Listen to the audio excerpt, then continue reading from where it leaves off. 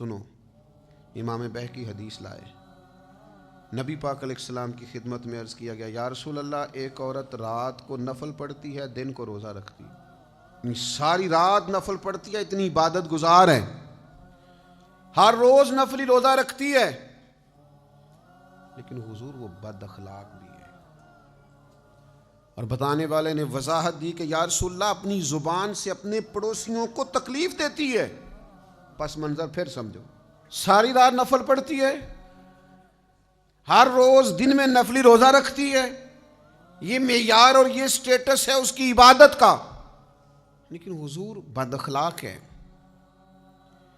اپنی زبان کے تیروں سے، اپنی زبان کی تلخی سے اپنے پڑوسیوں کو تکلیف دیتی ہے۔ دو چیزیں آ گئی نا مقابل،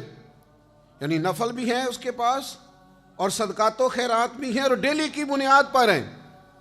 اعمال حسنہ کا، نیکی کا، نوافل کا، کثرت خیرات کا ذخیرہ موجود ہے، لیکن اس کے ساتھ دو باتیں یہ ہیں کہ بد اخلاق ہے، زبان سے تکلیف دیتی ہے۔ اب ان دو باتوں کو سامنے رکھ کے رزلٹ بیان کرنا ہے مدینے والے محبوب نے، نبی کریم صلی اللہ تعالیٰ علیہ وسلم نے۔ یا رسول اللہ صلی اللہ تعالیٰ علیہ وسلم آپ نتیجہ بیان فرمائیے کیا ہے؟ تو کوئی دیر نہیں کی میرے محبوب نے، حضور فرمانے لگے وہ عورت جہنمیوں میں سے ہے، دوزخیوں میں سے ہے، یہ بی بی